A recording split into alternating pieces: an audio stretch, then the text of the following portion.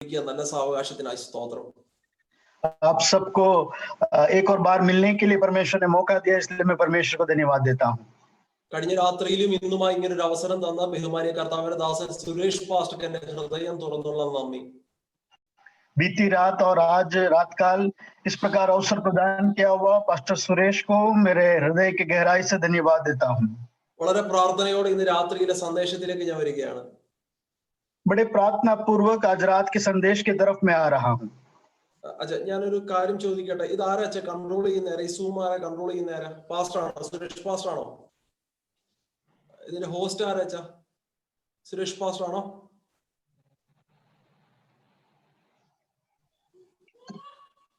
കേൾക്കുന്നില്ലയോ? ദേവദാസിനെ കേൾക്കുന്നില്ലയോ ഞാൻ പറയുന്നേ?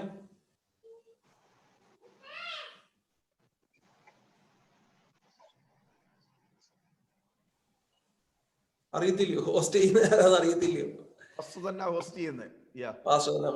പാസ്റ്ററെ, എന്റെ അറിവ് ശരിയാണെങ്കിൽ സൂമിനകത്ത് സ്പോട്ട് ലൈറ്റ് ആയിട്ട് രണ്ടുപേരെ ഒരു സമയം കാണിക്കുക. ഇത് ട്രാൻസ്ലേഷൻ മിനിസ്റ്റർ കൂടെ ആണല്ലോ. അപ്പം 1 by 1 ആയിട്ട് കാണിക്കുന്നതിനേക്കാൾ എനിക്ക് തോന്നുന്ന ഓപ്ഷൻ നിങ്ങൾക്ക് അറിയാമെങ്കിൽ കർത്താവിന്റെ ദാസൻ ട്രാൻസ്ലേറ്റ് ചെയ്യുന്ന പാസ്റ്ററെ എന്നെയും കൂടെ 2 സ്ക്രീനിൽ ഒരു സമയത്ത് കാണിക്കാൻ പറ്റുന്ന ഒരു സാധ്യത ഉണ്ട് എന്നാണ് എന്റെ അറിവ്. സാഹചര്യം ഓക്കെ ആണെങ്കിൽ അങ്ങനെ ചെയ്യാം. അല്ലെങ്കിൽ പിന്നെ ഒന്നാമതേ സൂം മീറ്റിംഗ് നമ്മുടെ സ്വന്തം മൊത്തവും പോകാൻ സാധ്യതയുണ്ട്. അപ്പൊ രണ്ടുപേരെ 2 സമയത്ത് കാണിച്ചാൽ ഒന്നും പിടികിട്ടിയല്ല നമുക്ക്. അതുകൊണ്ട് സാഹചര്യം ഓക്കെ ആണെങ്കിൽ അതൊന്ന് ചെയ്താൽ വളരെ നന്നായിരിക്കും. വളരെ പ്രാർത്ഥനയോടെ നമുക്ക് വരാം. എസ്രായുടെ പുസ്തകത്തിലേക്ക് വരുന്നു. എസ്രായുടെ പുസ്തകം 10-ാം അധ്യായം അതിന്റെ 1-ാമത്തെ വാക്യം. ദ ബുക്ക് ഓഫ് एज्रा नबी का पुस्तक 10वां अध्याय उसका पहला आयत पढ़ेंगे. വാക്യം ഞാൻ മലയാളത്തിൽ നിന്ന് വായിച്ചു കേൾപ്പിക്കാം. ശേഷം പ്രിയാച്ചാൻ അത് ഹിന്ദിയിൽ നിന്ന് വായിച്ചു കേൾപ്പിക്കും. 10-ാം അധ്യായം 1-ാം വാക്യം ഇങ്ങനെയാണ്. എസ്രാ ഇങ്ങനെ ദൈവാലയത്തിന് മുൻപിൽ വീണ് കിടന്ന് കരഞ്ഞു പ്രാർത്ഥിക്കുകയും ഏറ്റുപറയുകയും ചെയ്തപ്പോൾ പുരുഷന്മാരും സ്ത്രീകളും പൈതങ്ങളുമായി ഇസ്രായേലിന്റെ ഏറ്റവും വലിയൊരു സഭ തന്റെ അടുക്കൽ വന്നുകൂടി. ജനവും വളരെ കരഞ്ഞു. സ്തോത്രം. जब एज्रा परमेश्वर के भवन के सामने पड़ा, रोता हुआ प्रार्थना और पाप का अंगीकार कर रहा था, तब इजराइल में से पुरुषों, स्त्रियों और बच्चों की एक बहुत बड़ी मंडली उसके पास इकट्ठी हुई और लोग बिलक बिलक कर रो रहे थे. നിങ്ങൾ ആ വാക്യം എടുത്തത് ഞാൻ വിശ്വസിക്കുകയാണ്. आपने ये आयत लिया करके विश्वास करता हूँ. 4-ാമത്തെ വാക്യം കൂടെ ഞാനത് വായിച്ചു കേൾപ്പിക്കുന്നു. വാക്യം 4, എഴുന്നേൽക്കുക, ഇത് നീ നിർവഹിക്കേണ്ട കാര്യമാകുന്നു. 4th आयत में पढ़ता हूँ, तो उठ क्योंकि ये काम तेरा ही है. പ്രാർത്ഥനയിൽ വീണ് കിടന്ന എസ്രായോട് ദൈവം പറയുന്നു എഴുന്നേൽക്കുക. प्रार्थना में गिरा हुआ एज्रा को परमेश्वर कहता है तो उठ खड़ा हो. പ്രാർത്ഥനയിൽ എസ്ര എങ്ങനെയാണ് വീണതെന്ന് എനിക്കറിയത്തില്ല. നെടുമ്പാടായിരിക്കാം, മുട്ടുമടക്കി ആയിരിക്കാം. പക്ഷെ ദൈവം പറയുന്നു എഴുന്നേൽക്കുക. प्रार्थना में एज्रा कैसे गिर पड़ा मैं नहीं जानता. हो सकता है वो घुटने पर गिरे या साक्षात तो दंडवंत किया होगा, लेकिन परमेश्वर कहता है वहां से तू उठ खड़ा हो. അപ്പൊ ഇന്ന് രാത്രിയിലെ ദൂത് വളരെ പ്രാർത്ഥനയോടെ ശ്രദ്ധിച്ചോണം. കർത്താവിന്റെ സന്നിധിയിൽ പ്രാർത്ഥനയിൽ മുട്ടുമടക്കുന്നവനെ എഴുന്നേൽപ്പിക്കുന്ന ഒരു ദൈവമുണ്ട്. तो आज रात का संदेश आप लोग बड़े ध्यान से सुनना है. जो प्रार्थना में घुटना में टेकता है उसे उठाने का कार्य परमेश्वर का है. പ്രാർത്ഥന പായ്ക്കകത്ത് നെടുമ്പാട് വീണ് കിടക്കുന്നവനെ തട്ടി എഴുന്നേൽപ്പിക്കുന്ന ഒരു ദൈവമുണ്ട്. प्रार्थना के चटाई पर दंडवंत होकर गिरा हुआ व्यक्ति को उठ खड़ा करने वाला परमेश्वर है. പ്രാർത്ഥനയിൽ ദൈവസന്നിധിയിൽ വീണവർ എഴുന്നേൽക്കുന്നത് പ്രാർത്ഥനയുടെ മറുപടി കൂടെ ആയിട്ടാണ്. प्रार्थना में परमेश्वर की उपस्थिति में जो गिरे पड़े हैं वो प्रार्थना के उत्तर लेकर उठ खड़े होते हैं. നിങ്ങളത് വിശ്വസിക്കുന്നുണ്ടോ? ദൈവം നമ്മളെ എഴുന്നേൽപ്പിക്കും. आप ये विश्वास करते हैं क्या परमेश्वर हमें उठ खड़ा करेगा? അയ്യോ, എല്ലാ നാളും നമ്മൾ ഇങ്ങനെ പ്രാർത്ഥനയിൽ വീണ് കിടക്കേണ്ടി വരത്തില്ല. ഒരു വിഷയവുമായി നമുക്ക് എഴുന്നേൽക്കാൻ ദൈവം അഭിഷേകം നൽകും. हर समय विषय लेकर इस प्रकार प्रार्थना में गिरे पड़े रहने की आवश्यकता नहीं है. परमेश्वर जब उत्तर देगा तो वो उत्तर लेकर हम खड़े हो जाएंगे. ഇന്ന് രാത്രിയിലെ നമ്മുടെ പ്രസംഗ വിഷയം ദ പ്രയർ, പ്രാർത്ഥന എന്നുള്ളതാണ്. आज रात को हमारा प्रचार का विषय प्रार्थना है. പ്രാർത്ഥന, प्रार्थना. ഒന്നുകൂടെ ഞാൻ ആവർത്തിക്കാം. പ്രാർത്ഥന, ദ പ്രയർ, പ്രാർത്ഥന. फिर से मैं दोहराऊंगा, प्रार्थना. പ്രാർത്ഥന എന്ന് പറയുന്ന ഒരു വിഷയം നമ്മൾ സംസാരിക്കുമ്പോൾ 3 ഗ്രൂപ്പിന്റെ പ്രാർത്ഥന പറയണം. प्रार्थना जो विषय के बारे में हम सोचते हैं तो 3 झुंड में हम उसे देख सकते हैं. ഒന്ന് യഹൂദന്റെ പ്രാർത്ഥനയാണ്. सबसे प्रथम यहूदी का प्रार्थना. 2 ജാതികളുടെ പ്രാർത്ഥനയാണ്. दूसरा जातियों की प्रार्थना. ഒന്ന് പുതിയ നിയമസഭയുടെ പ്രാർത്ഥനയാണ്. तीसरा नए करार की कलीसिया की प्रार्थना। മനസ്സിലൊന്ന് പറഞ്ഞു നോക്കിക്കേ, യഹൂദന്റെ പ്രാർത്ഥന, ജാതിയുടെ പ്രാർത്ഥന, സഭയുടെ പ്രാർത്ഥന. आप मन में बोलकर देख लीजिए, और यहूदी की प्रार्थना, अन्य जातीय व्यक्ति की प्रार्थना, नए करार की कलीसिया की प्रार्थना। യഹൂദന്റെ പ്രാർത്ഥനയെ കുറിച്ച് ഒന്ന് രണ്ട് വാക്കുകൾ ഞാൻ പറയാം. यहूदी की प्रार्थना के विषय एक दो बातें मैं कहूंगा। പഴയ കുറെ വശങ്ങളുണ്ട്. സോറി, കേട്ടില്ല. ഓക്കെ, കുഴപ്പമില്ല. പഴയ നിയമത്തിനകത്ത് യഹൂദന്റെ പ്രാർത്ഥനയ്ക്ക് നല്ല കുറെ വശങ്ങളുണ്ട്. पुराने करार में यहूदी जन की प्रार्थना के विषय में बहुत सारी बातें कहने को है। യഹൂദൻ എല്ലാ കാര്യത്തിലും വ്യത്യസ്തതയുള്ളവനാണ്. यहूदी वो हर एक बात में वो नियमित कार्य करने वाला है। ശ്രദ്ധിച്ചോണേ, പ്രാർത്ഥനയിൽ മാത്രമല്ല, അവരുടെ എല്ലാ കാര്യത്തിനും ഭയങ്കര പ്രത്യേകതയാണ്. केवल प्रार्थना में नहीं, उसके हर एक विषय में वो नियमित रीति से क्रिया करने वाला है। എന്തിനേറെ പറയണം, യഹൂദൻ ഭക്ഷണം കഴിക്കുന്നത് പോലും ഭയങ്കര വ്യത്യസ്തമായിട്ടാണ്. बहुत अधिक क्यों कहना है, यहूदी खाना खाता है वो भी सबसे अलग रीति से, एक नियमित ढंग से खाता है। ഒരു ഉദാഹരണം ഞാൻ പറയാം, ഒരു ഉദാഹരണം. एक उदाहरण मैं कहूंगा। ഞാൻ ഇവിടെ നിന്ന് ഗുജറാത്തിലേക്ക് വരികയാണെന്ന് ഇരിക്കട്ടെ. विचार कर लीजिए, मैं यहाँ से गुजरात आ रहा हूँ। എനിക്ക് തോന്നുന്നില്ല എന്റെ പ്രസംഗം കേട്ടിട്ട് ഇനി എന്നെ നിങ്ങൾ വിളിക്കുമെന്ന് എനിക്ക് തോന്നുന്നില്ല. പക്ഷെ ഞാനങ്ങ് സന്തോഷത്തോടെ പറയാം, വരികയാണെന്ന് ഇരിക്കട്ടെ. और मुझे लगता नहीं मेरे प्रचार सुनकर आप मुझे न्योता देंगे, लेकिन मेरे खुशी के लिए मैं कहता हूं, मैं वहां पर आता हूं। നിശ്ചയമായിട്ട് ഞാൻ ഗുജറാത്തിലേക്ക് വരുന്നെങ്കിൽ ട്രെയിൻ പിടിക്കുമ്പോൾ ട്രെയിനകത്തുള്ള ഭക്ഷണമാണ് ഞാൻ സാധാരണ കഴിക്കേണ്ടി വരിക. साधारण रीति से जब मैं ट्रेन चढ़ता हूं, ट्रेन के भीतर जो खाना मिलता है वो मैं खाता हूं। കണ്ടിട്ടുണ്ടല്ലോ, ട്രെയിനകത്ത് ചായ ചായ എന്നൊക്കെ പറഞ്ഞു പോകുമ്പോൾ നമ്മൾ ഇങ്ങനെ കൈയെട്ടി വിളിച്ചിട്ട് ഒരു ചായ എന്ന് നമ്മൾ പറയാറുണ്ടല്ലോ. हम सुनते हैं चाय चाय चाय पुकार जाते हैं, उनसे हम एक चाय खरीदते हैं। അപ്പം ഞാൻ അവിടെ എത്തുന്നത് വരെ വഴിയരികിലുള്ള എല്ലാ ഫുഡും ഞാൻ മേടിച്ച് കഴിക്കും. तो मेरे रास्ते के दौरान जो कुछ खाना आता है मैं खरीद कर खाता हूं। പിന്നെ പാസ്റ്റർമാരുടെ വയറിനൊരു പ്രത്യേകതയുണ്ട്, എന്തോ കഴിച്ചാലും ദഹിക്കും. फिर पास्टर लोग के पेट की एक विशेषता है, चाहे जो कुछ भी खा ले वो हजम हो जाएगा। കർത്താവ് അനുഗ്രഹിച്ചിട്ട വയറാ പാസ്റ്റർമാരുടെ വയറ്. पास्टर लोग का पेट परमेश्वर ने आशीषित ठहराया है। കാരണം ഈ വിദേശ രാജ്യത്തൊക്കെ മീറ്റിങ്ങിന് പോകുമ്പോൾ അവിടെ സാധാരണ ഫ്രഷ് ആയിട്ടുള്ള സാധനം കിട്ടാറില്ല. ലാസറിനെ ഉയർപ്പിക്കുന്ന മാതിരിയാ, ഫ്രീസറിൽ കയറ്റും, 4 ദിവസം പുറത്തു വരിക, അത് പ്രാർത്ഥിച്ച് തരിക. അപ്പൊ അത് ഒരു സ്വത്രം പറഞ്ഞാട്ടെ. विदेशों में हम जाते हैं तब ताजा खाना बहुत कम मिलता है, लाजर को उठाने वाले कार्य होता है, 3 दिन पहले बनाते हैं, फ्रिज के अंदर चढ़ा देते हैं, फिर जैसे उसे जिलाता है वैसे खाना परोसा जाता है। എന്തോ കഴിച്ചാലും ദഹിക്കുന്നതിനാണ് ഞാൻ സ്വത്രം പറയുക. और कुछ भी खाते हैं वो पच जाता है, इसलिए मैं परमेश्वर को स्तुति करता हूँ। ഇത് പാസ്റ്റർമാരായ നമ്മൾ ചെയ്യും, പക്ഷെ ഒരു യഹൂദൻ ഇങ്ങനെ ചെയ്യില്ല. तो पास्टर हम हैं इसलिए हम ये करते हैं, लेकिन एक यहूदी व्यक्ति ऐसा नहीं करेगा। യഹൂദൻ ഒരു ദിവസത്തെ യാത്രയ്ക്ക് വേണ്ടി ഇറങ്ങിത്തിരിക്കുന്നെങ്കിൽ, यहूदी एक दिन का यात्रा उस सफर करने के लिए अगर वो निकलता है तो ആ ഒരു ദിവസം കഴിക്കാനുള്ള മുഴുവൻ ഭക്ഷണവും അവൻ വീട്ടിൽ നിന്ന് കൊണ്ടുപോകും. वो एक दिन के सफर के दौरान जितना खाना उसे जरूरी है वो घर से तैयार कर कर जाता है। നിങ്ങൾക്കറിയാമോ, യേശു കർത്താവ് മരുഭൂമിയിൽ പ്രസംഗിക്കുക. आप सोच लीजिए, यीशु मसीह जंगल में प्रचार कर रहा है। പ്രസംഗം കഴിഞ്ഞപ്പോൾ കർത്താവ് പറഞ്ഞു, നിങ്ങളുടെ കയ്യിൽ എന്നാ ഉണ്ട്? അപ്പം ഉണ്ടോ? അപ്പം ഉണ്ടോ? നിങ്ങളുടെ കയ്യിൽ എത്ര അപ്പം ഉണ്ട്? प्रचार की समाप्ति पर यीशु पूछता है, तुम्हारे हाथों में क्या है? खाने के लिए रोटी है? कितनी रोटी है? അവര് പറഞ്ഞു, കർത്താവേ 3 ദിവസമായി, മിനിസ്ട്രി 3 ദിവസമായി, ഞങ്ങളുടെ കയ്യിലുള്ള ഭക്ഷണം മൊത്തം തീർന്നു. वो कहते हैं, परमेश्वर अब 3 दिन बीत चुका है सेवकाई के दौरान, हमारे हाथ में जितना खाना था सब खत्म हो गया है। ഇതിപ്പോ അഭിമന്യു പാസ്റ്റർ ആണെങ്കിലോ സുരേഷ് പാസ്റ്റർ ആണെങ്കിലോ 9 മണിക്ക് മീറ്റിംഗ് അവസാനിപ്പിക്കും. കർത്താവ് അവസാനിപ്പിക്കത്തില്ലല്ലോ. കർത്താവിന്റെ പ്രസംഗം വ്യത്യസ്തമാണ്. अभिमन्यु पास्टर है या सुरेश पास्टर हो तो 9 बजते ही प्रचार समाप्त हो जाएगा, लेकिन प्रभु यीशु मसीह की सेवकाई ऐसे नहीं है, वो एक अलग रीति से सेवकाई करता है। എനിക്ക് നാളെ ഒരു മീറ്റിംഗ് കിട്ടാൻ വേണ്ടി പറയുന്നതിനേക്കാൾ 5 മിനിറ്റ് മുമ്പ് ഞാൻ നിർത്തും. പക്ഷെ യേശു അങ്ങനെ നിർത്തില്ല. मुझे कल एक और बार प्रचार का अवसर मिले, इसलिए मुझे जो समय दिया गया है उससे 5 मिनट पहले ही मैं बंद करूंगा। प्रभु यीशु मसीह ऐसा नहीं करता था।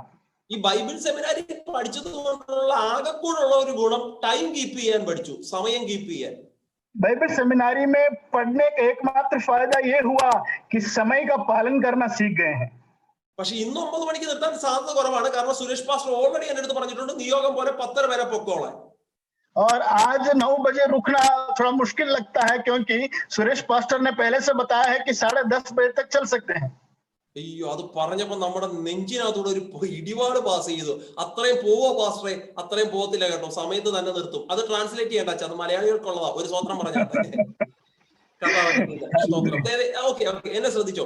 അപ്പോ യേശു കർത്താവ് ഇവിടെ അത്ഭുതം ചെയ്യാൻ ചോദിച്ചപ്പോൾ 5 അപ്പം യേശുവിന്റെ കയ്യിൽ കൊണ്ടുവരിക. 5 അപ്പം. तो यीशु मसीह यहाँ पर रोटी कितने हैं पूछते हैं तो 5 रोटी वो लाकर देते हैं. 5 അപ്പം യേശു കർത്താവ് വാഴ്ത്തി നുറുക്കി ശിഷ്യന്മാർക്ക് പുരുഷാരത്തിനെല്ലാം കൊടുത്തു. 5 रोटी को वो धन्यवाद कर कर तोड़ते हुए चेलों में बांटने के लिए दे दिया. എന്നിട്ട് ശേഷിച്ചത് എത്ര കൊട്ട എടുത്തു? फिर बाकी कितना टोकरी इकट्ठा किए हैं? അറിയാവുന്നവരുണ്ടോ? ശേഷിച്ചത് എത്ര കൊട്ട എടുത്തു? कितना टोकरी बाकी इकट्ठा किया है? 12 കൊട്ട എടുത്തു. 12 टोकरी इकट्ठा किया है. ഈ 12 കൊട്ട 12 ശിഷ്യന്മാരുടെ ആയിരിക്കും അല്ലേ? ये 12 टोकरी 12 चेलों का हो सकता है ना? മത്തായിയുടെ കൊട്ട, യൂദായുടെ കൊട്ട, ലൂക്കോസിന്റെ കൊട്ട, 12 കൊട്ട അവരുടെ ആയിരിക്കും. और मत्ताई का टोकरी, यूसुफ का टोकरी और लेवी का टोकरी, उनका चेलों का टोकरी होगा सब. എന്റെ ചോദ്യം ഇത്രയേ ഉള്ളൂ, മീറ്റിങ്ങിന് പോയ യുമാൻ എന്തിനാ കൊട്ടയം കൊണ്ടുപോയേ? मेरा प्रश्न केवल इतना ही है, सभा के लिए जो ये गए थे वो क्यों टोकरी लेकर जा रहे हैं? എന്റെ പൊന്നു പ്രിയപ്പെട്ടവരെ, നമ്മൾ ചർച്ച മീറ്റിങ്ങിന് വന്നാൽ ബൈബിൾ കൊണ്ടുപോകും, കർച്ചീഫ് കൊണ്ടുപോകും, മൊബൈൽ കൊണ്ടുപോകും, കൊട്ടയം കൊണ്ട് ആരെങ്കിലും പോകും. प्रियजनों, हम मीटिंग में जाते हैं तब कर्चिफ ले जाते हैं, बाइबल ले जाते हैं, लेकिन ये क्यों इस प्रकार टोकरी ले जा रहे हैं? നിങ്ങളുടെ മുഖം കണ്ടിട്ട് ഗുജറാത്തിൽ നിങ്ങൾ കൊട്ടയം കൊണ്ട് പോകുമെന്നാ എനിക്ക് തോന്നണേ. और आपका चेहरा देखकर आप गुजरात में टोकरी ले जाते हैं ऐसा लगता है. പിന്നെ ഇവരെന്തിനാ കൊട്ടയം കൊണ്ടുവന്നേ? तो फिर ये टोकरी लेकर क्यों आए थे? ആ കൊട്ടയ്ക്കകത്ത് മുഴുവനും ഭക്ഷണ സാധനങ്ങളായിരുന്നു. ये टोकरी के भीतर सब खाने का पदार्थ था. എന്ന് വെച്ചാൽ ഇവര് വഴിയരികിലെ ഭക്ഷണം വാങ്ങി കഴിക്കാറില്ല യഹൂദന്മാർ. कहने का मतलब यहूदी जन मार्ग में से खाना खरीद कर खाने वालों में से नहीं है. പക്ഷെ യേശുവിന്റെ മീറ്റിംഗ് 3 ദിവസം ആയതുകൊണ്ട് എപ്പോഴോ വെച്ച് ഇവരുടെ നിറഞ്ഞ കൊട്ട തീർന്നു. लेकिन यीशु मसीह की सेवकाई 3 दिन तक चली, इसलिए जो भरा हुआ टोकरी बीच में खत्म हो गया. മീറ്റിംഗ് കഴിഞ്ഞു പോകുന്നതിനേക്കാൾ മുമ്പ് ഇവരുടെ ഇപ്പോൾ ഒഴിഞ്ഞ കൊട്ടയാണ്. जब सभा समाप्त हुई है तब इनकी टोकरियां अब खाली हुई है. പക്ഷെ നിങ്ങൾക്കറിയാമോ, യേശുവിന്റെ മീറ്റിംഗിൽ ഇവർ വന്ന കാരണത്താൽ ഒഴിഞ്ഞ കൊട്ടയെ കർത്താവ് വീണ്ടും നിറയ്ക്കുക.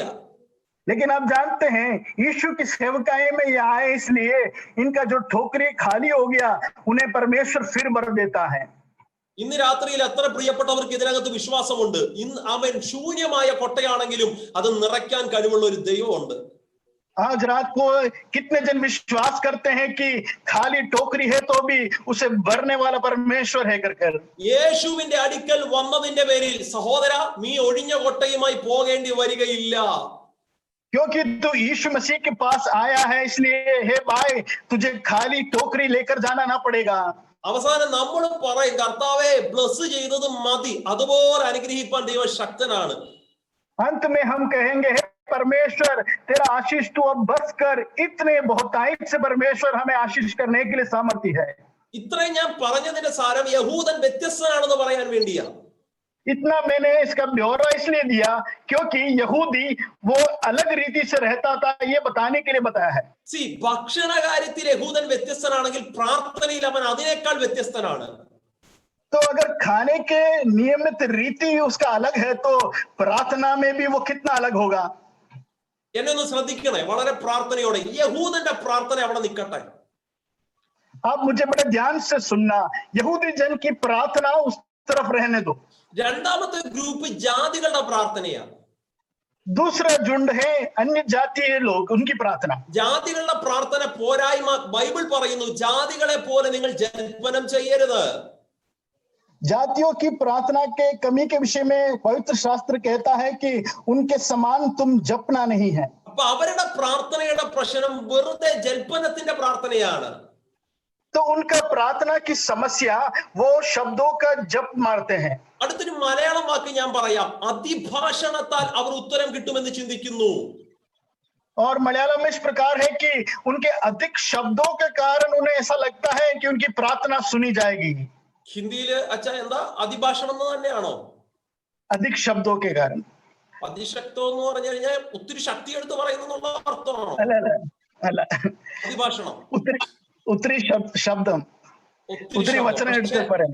ഒത്തിരി ശബ്ദം എടുത്തെന്നുള്ള വാക്കല്ല അവിടെ കേട്ടോ, കാരണം ഒത്തിരി ശബ്ദം എടുക്കുന്ന ബന്ധക്കോസുകാരായ നമ്മൾ ഒരു സ്വത്രം പറഞ്ഞാട്ടെ. बहुत अधिक शब्दों के कारण उनको ऐसा लगेगा कि उनकी प्रार्थना सुनी जाएगी. ജാതികൾ അങ്ങനെ ഒത്തിരി ശബ്ദം എടുത്ത് പ്രാർത്ഥിക്കുന്നത് ഞാൻ കണ്ടിട്ടില്ല.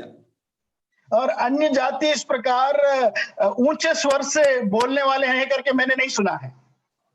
പണ്ട് ഞങ്ങൾ ഹിന്ദു വിശ്വാസത്തിലായിരിക്കുമ്പോൾ ക്ഷേത്രത്തിൽ പോകുമ്പോൾ അവർ മാക്സിമം ചെയ്യുന്നത് തൊഴുകൈ ഇങ്ങനെ തൊഴുതിട്ട് എന്തൊക്കെയോ ഇങ്ങനെ ഹൃദയത്തിൽ സംസാരിക്കും. അവരുടെ പ്രാർത്ഥനയുടെ സ്റ്റൈൽ അങ്ങനെ.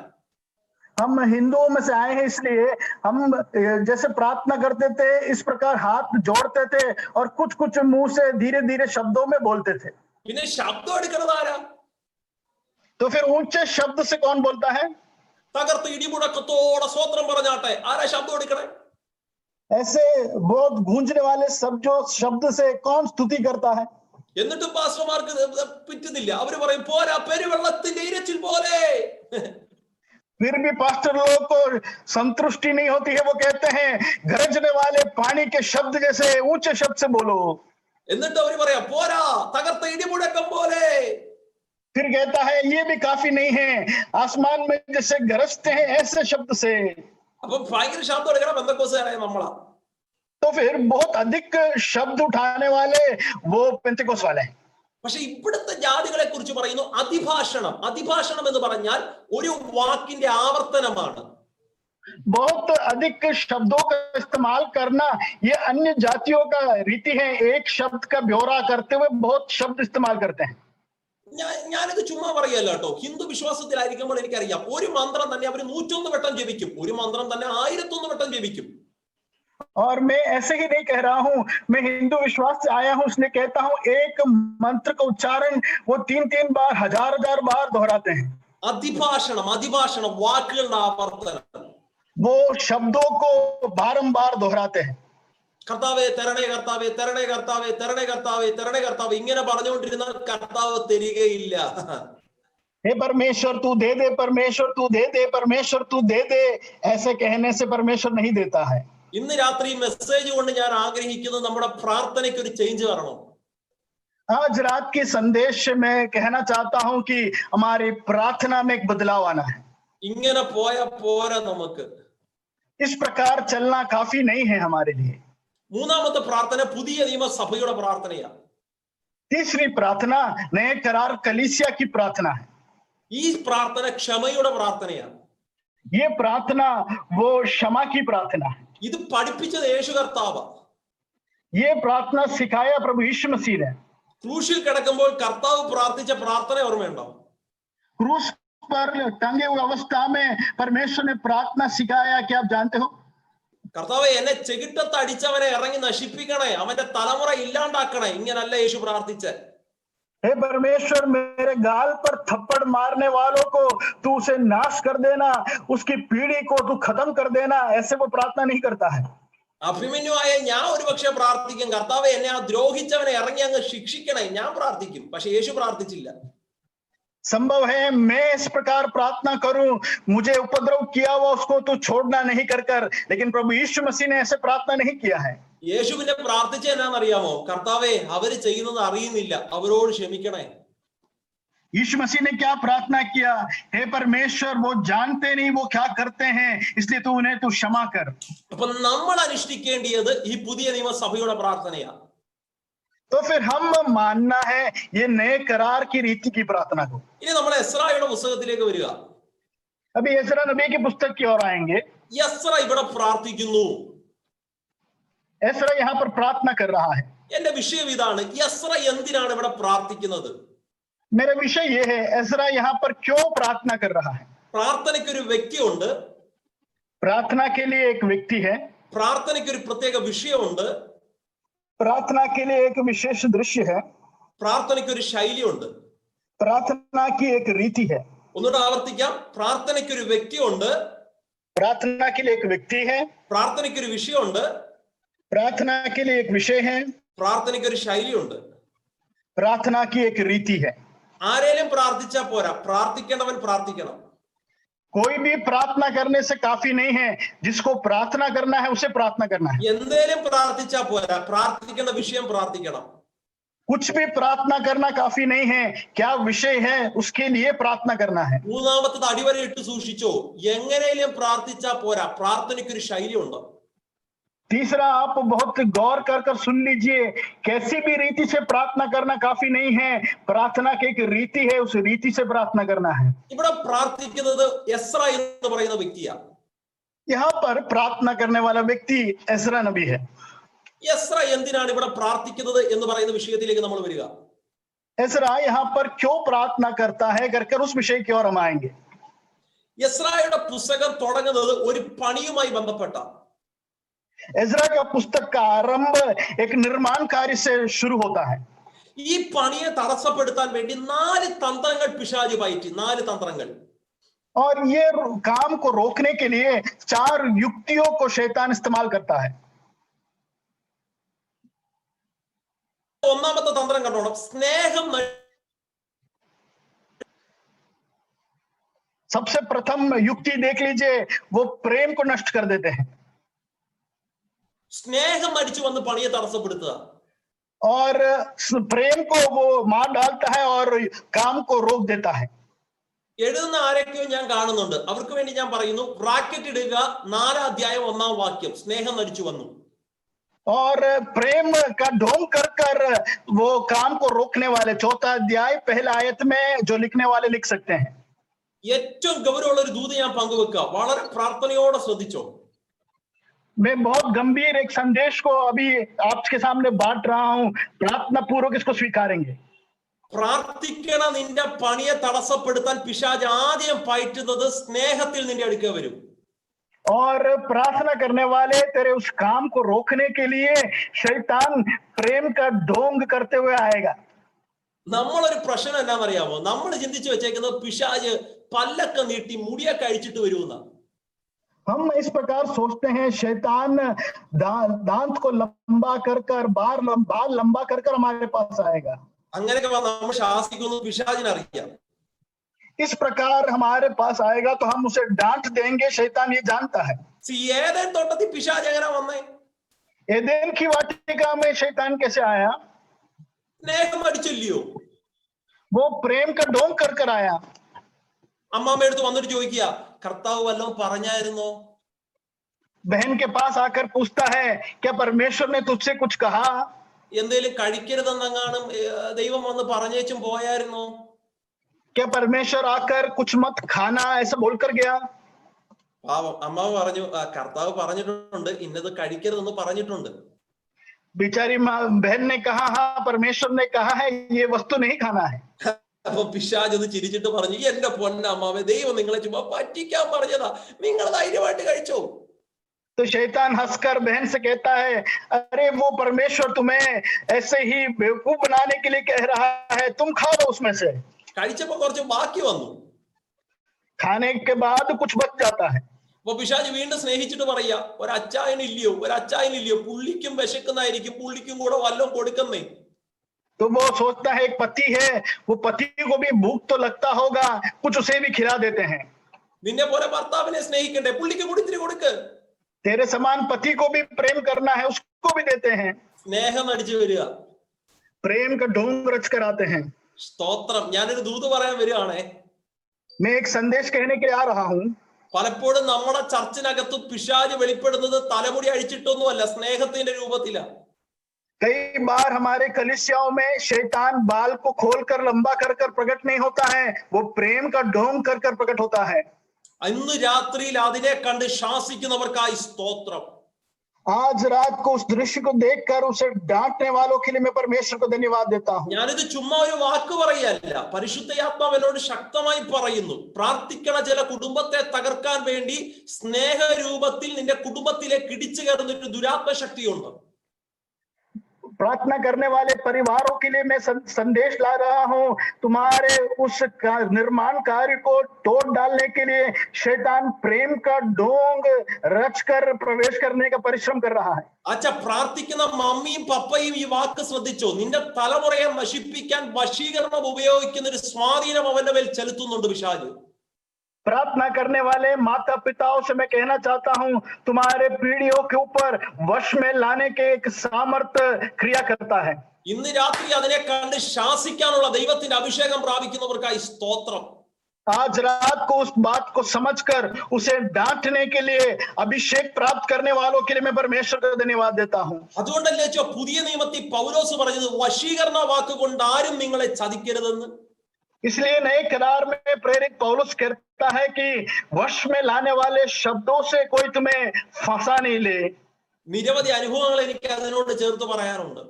बहुत सारे अनुभवों को मैं इसके संग कह सकता हूं। ഇതൊരു ട്രാൻസ്ലേഷൻ മിനിസ്ട്രിയും കൂടെ ആണ്, ഒത്തിരി നമുക്ക് നീട്ടാൻ പറ്റത്തില്ല. ഞാൻ അതുകൊണ്ട് അവിടെ അത് നിർത്തുക, സ്കിപ്പ് ചെയ്യുക. ये तर्जुमा भी साथ साथ चल रहा है, इसलिए बहुत लंबा नहीं खींच सकता हूं, मैं उस बात को वहां पर रोक देता हूं। പണി തടസ്സപ്പെടുത്താൻ പിശാച് ചെയ്ത രണ്ടാമത്തെ കാര്യം അവന്റെ ധൈര്യം ക്ഷയിപ്പിച്ചു. दूसरा कार्य शैतान ने क्या किया, और काम को रोकने के लिए उसके हियाव को वो थका देता है। ബ്രാക്കറ്റിൽ 4-ാം അധ്യായം 4-ാം വാക്യം എഴുതിക്കോ റെഫറൻസ് ആയിട്ട്. 4 अध्याय 4 आयत को हम लिख लीजिए रेफरेंस में। ധൈര്യം ക്ഷയിപ്പിക്കുക. आपका जो हियाव है उसको थका देता है। അപ്പൊ സ്നേഹം അടിച്ചു വന്നപ്പോ അതിനെ ശാസിച്ചപ്പോൾ പിശാച് രണ്ടാമത് തന്ത്രം പയറ്റുന്നു, അവന്റെ ധൈര്യം ക്ഷയിപ്പിക്കുക. स्नेह के ढोंग कर कर आया वो अब दूसरा युक्ति अपनाता है, उसके हियाव को वो थका देता है। എന്നെ ശ്രദ്ധിച്ചേ, ഈ ധൈര്യം ക്ഷയിപ്പിക്കുക എന്ന് പറഞ്ഞാൽ എന്നാ? ये हियाव को थका देता है, उसका क्या मतलब है? അമ്മുക്കുട്ടി എന്ന് പറയുന്ന ഡിവൈസിനകത്ത് കയറിയ ആ പ്രിയ ആന്റി പണി നടത്തുവാണെന്ന് ചിന്തിക്കുക. ഒരു എക്സാമ്പിൾ പറയാം, ഉദാഹരണം, പണി നടത്തുകയാണെന്ന് ചിന്തിക്കുക. एक उदाहरण बताता हूं, अम्मू कुटी वो आंटी जो डिवाइस में है वो कुछ निर्माण कार्य कर रही है। ആദ്യം ആന്റിയുടെ സ്നേഹം നടിച്ചു. ആന്റി പറഞ്ഞു, പോ പിശാച്, നിന്റെ സ്നേഹമൊന്നും എനിക്ക് വേണ്ട, യേശുവിന്റെ നാമത്തിൽ ഞങ്ങൾ അതിനെ റിബ്യൂക്കേറ്റ് ചെയ്യുന്നു. അപ്പൊ പിശാച് പോയി. तो पहले शैतान आकर ढोंग से काम करता है, तो आंटी कहता है जा शैतान, यहाँ से तेरा ढोंग मुझे नहीं चाहिए, तो शैतान चला गया। അപ്പൊ പിശാച് രണ്ടാമത് ധൈര്യം ക്ഷയിപ്പിക്കാൻ വേണ്ടി വന്നു. तो फिर दूसरा युक्ति शैतान अपनाता है, उनको हियाव को थकाने का परिश्रम करता है। പിശാച് ചോദിക്കുന്ന ചോദ്യം എങ്ങനെയാ, കുറെ നാളായില്ലയോ പണി തുടങ്ങിയിട്ട്, ഇതെങ്ങാനും പൂർത്തീകരിക്കപ്പെടുന്നു നിനക്ക് തോന്നുന്നുണ്ടോ? शैतान आकर पूछता है, बहुत समय हो गया ये काम आरंभ कर कर, ये काम कभी खत्म होगा, तुझे ऐसा लगता है? കുഞ്ഞിന്റെ അഡ്മിഷൻ എന്നായി? ഫസ്റ്റ് അലോട്ട്മെന്റ് വന്നില്ലയോ? ഇനിയിപ്പം കൊച്ചിന് അഡ്മിഷൻ കിട്ടുമെന്ന് തോന്നുന്നുണ്ടോ? आपका बच्चे का एडमिशन का क्या हुआ? पहला लिस्ट तो चला गया, अभी कैसे एडमिशन हो पाएगा? കുഞ്ഞിന് 10-32 വയസ്സായില്ലയോ? ഇനിയിപ്പോ അവനൊരു കല്യാണം നടക്കുമെന്ന് തോന്നുന്നുണ്ടോ? बच्चे का 32 वर्ष उम्र हो गया, अब क्या उनका विवाह हो सकता है? സത്യം, ഇത് മലയാളികളെ കൊണ്ടാ കൂടുതലും പിശാച് ചോദിപ്പിക്കുന്നത്. सचमुच मलयालियों से ये अधिक शैतान पूछवाता है ऐसे प्रश्न को। നമ്മുടെ മലയാളികൾക്കുള്ള ആകെക്കൂടെ ഒരു കുഴപ്പമാണ്, എന്തെങ്കിലും എവിടെങ്കിലും ഒരു നെഗറ്റീവ് ഉണ്ടെങ്കിൽ അത് കുത്തി കുത്തി ചോദിക്കും. ഇത് പിശാചിന്റെ ഒരു തന്ത്രം കേട്ടോ. हमारे मलयाली लोग का एक नकारात्मक बात है, कुछ नकारात्मक बात देखेंगे तो उसको बारंबार शैतान की नाय उखाड़ उखाड़ करो बारंबार पूछते रहेंगे। ഞാൻ ചുമ്മാതെ പറയല്ല, സ്തോത്രം. 35 വയസ്സാകുമ്പോ അപ്പുറം വീട്ടുകാരൻ അല്ലെങ്കിൽ കൂടെ ഇരുന്ന് ആരാധിക്കുന്ന ആള് ചോദിക്കുക, കൊച്ചിന് 34 വയസ്സായില്ലയോ, അവനെ കെട്ടിക്കുന്നില്ലയോ? ധൈര്യം ക്ഷയിപ്പിക്കുക. 35 वर्ष चालू होते ही बगल में रहने वाले पूछने लग जाते हैं, बेटे का 34 वर्ष हो गया, अब विवाह कुछ नहीं करना है क्या? ऐसे आपका हियाव को थकाने के प्रश्न है ये। ഇനി പ്രാർത്ഥിച്ച് കല്യാണം നടത്തിയെന്നിരിക്കട്ടെ, പിന്നെ അടുത്ത ചോദ്യം, 1 വർഷം ആകുമ്പോ പിള്ളേരൊന്നും ആയില്ലയോ? अभी विवाह हो गया समझ लीजिए, 1 वर्ष बीतते ही पूछेंगे बच्चे कुछ नहीं हुए क्या? യോ, വിവാഹം കഴിഞ്ഞ് 5 വർഷം ആയില്ലയോ? ഇനിയിപ്പോ അവർക്ക് പിള്ളേരുണ്ടാകൂ? अभी विवाह होकर 5 वर्ष हो गया, अभी कब बच्चा होगा? എന്റെ ചേച്ചിനെ നോക്കി വാക്കൊക്കെ പലപ്പോഴും പലരും ചോദിച്ചിട്ടുള്ളതാ. मेरी बहन को देखकर कई लोगों ने इस प्रकार प्रश्न किए हैं। സാക്ഷ്യം ചേച്ചി പറഞ്ഞിട്ടുണ്ടെന്നാ എന്റെ വിശ്വാസം. ശാപത്തിന്റെ കുടുംബത്തിൽ നിന്ന് വന്നുകൊണ്ട് അവർക്ക് പിള്ളേർ ജനിക്കത്തില്ലെന്ന് പറഞ്ഞതാ. मेरे बहन ने गवाही दिया है, ऐसा मैं विश्वास करता हूँ। श्राप के परिवार से आए हैं, इसलिए उनको बच्चे नहीं जन्मेंगे कहते थे लोग। നിങ്ങൾക്കറിയാമോ, അങ്ങനെ പറഞ്ഞ സ്ഥാനത്ത് ഏകദേശം വിവാഹം കഴിഞ്ഞ് 1.5 വർഷമായപ്പോൾ ഒരു ആൺ സന്തതി ദൈവം കൊടുത്തു. ഒരു സ്വോത്രം പറഞ്ഞാട്ടെ.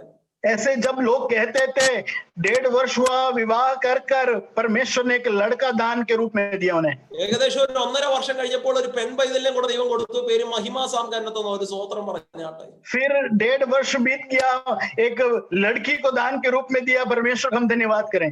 ഏകദേശം ഒരു 1.5 വർഷം കൂടെ കഴിഞ്ഞപ്പോൾ ഒരു പെൺ പൈതലിനെ കൂടെ ദൈവം കൊടുത്തു. പേര് മിലാന സാംകരനെത്തുന്ന ഒരു സ്വോത്രം കൂടെ പറഞ്ഞാട്ടെ.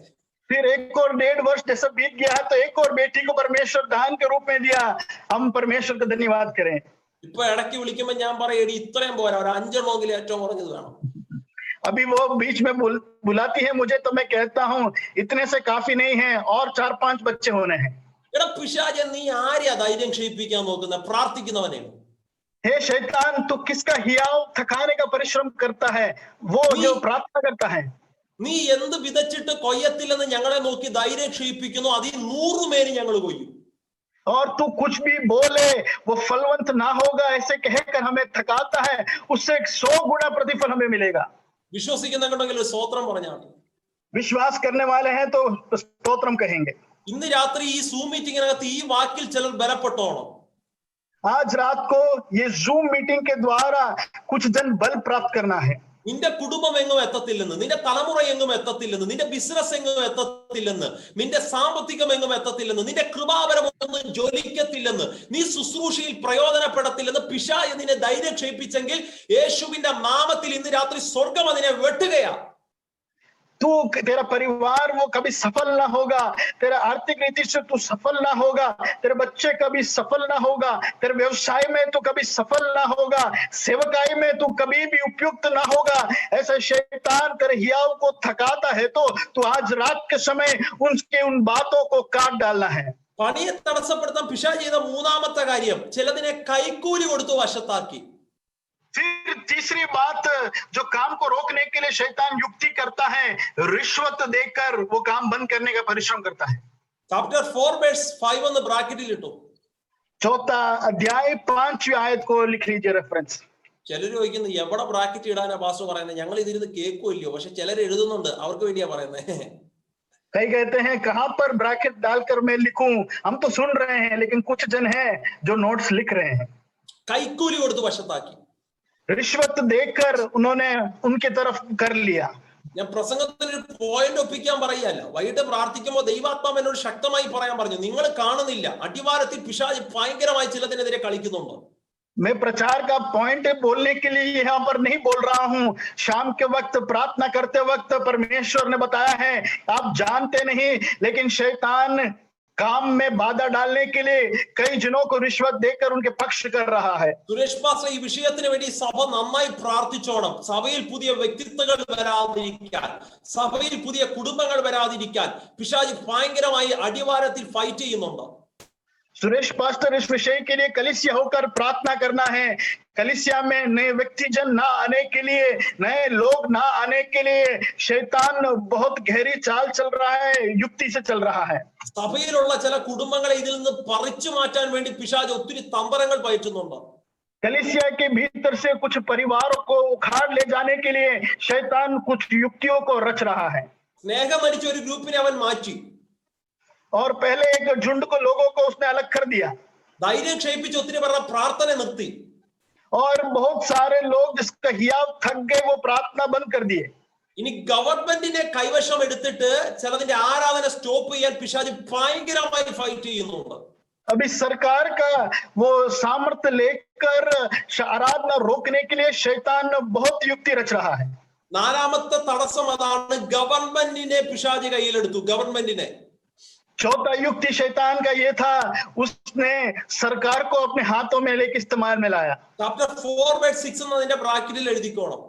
उनके ब्रैकेट में लिख लीजिए 4 अध्याय 6 आयत को। ഈ 4 തടസ്സങ്ങൾ പിശാച് കൊണ്ടിട്ടിട്ടും ദൈവം ആ പണിയെ പൂർത്തീകരിച്ചു. ये 4 युक्तियों को, रुकावटों को शैतान लाने के बावजूद परमेश्वर उस कार्य को पूरा करता है। ഇന്ന് രാത്രി നിങ്ങൾ വിശ്വസിച്ചാലും ഇല്ലെങ്കിലും ആത്മാവിൽ ഞാനൊരു ദൂത് പറയാം, നീ തുടങ്ങി വെച്ചതിനെ ദൈവം പൂർത്തീകരിക്കും. आज रात को आप विश्वास कर लो या ना करो, मैं एक संदेश देता हूं, जो तूने कार्य को आरंभ किया है परमेश्वर उस कार्य को पूरा करेगा। ദൈവം എന്നോട് ശക്തമായി പറയുന്നു, 4 അല്ല 400 അല്ല 4000 അല്ല 4 ലക്ഷം തടസ്സം കൊണ്ടിട്ടാലും ദൈവം ഈ വിഷയം പൂർത്തീകരിക്കും. 4 नहीं, 400 नहीं, 4000 नहीं, 4 लाख रुकावट के बाद बाधाएं लेकर शैतान आए, लेकिन परमेश्वर इस कार्य को जरूर पूरा करेगा। എനിക്കറിയാം ചിലർ ഈ മീറ്റിംഗിനകത്ത് അത് ഏറ്റെടുക്കുന്നുണ്ട്, അവർക്കായി ഞാൻ സ്തോത്രം പറയുക. मैं जानता हूं कुछ जन ने इस विषय को अपने आप में स्वीकार कर रहे हैं, उनके लिए मैं परमेश्वर को स्तुति करता हूं। എന്നോടൊന്ന് സംസാരിക്കണേ ദൈവം എന്ന് പറഞ്ഞ് ഇന്ന് രാത്രി പ്രാർത്ഥനയിൽ അറ്റൻഡ് ചെയ്യുന്ന പല കുടുംബങ്ങളുണ്ട്. അവരെ നോക്കി ആത്മാവ് പറയുന്നു, നിന്റെ വിഷയത്തെ ദൈവം പൂർത്തീകരിക്കാൻ പോവുക. मुझसे तू बात कर, ऐसे इस सभा में शामिल होने वाले कई जन हैं, उनसे परमेश्वर की आत्मा कहना चाहता है तेरे विषय को परमेश्वर वो समाप्ति में लाने वाला है। ദൈവം വിഷയത്തെ പൂർത്തീകരിച്ചപ്പോൾ 3 കാര്യങ്ങൾ ചെയ്തു. जब परमेश्वर विषयों को पूरा किया तब उसने 3 बातें की।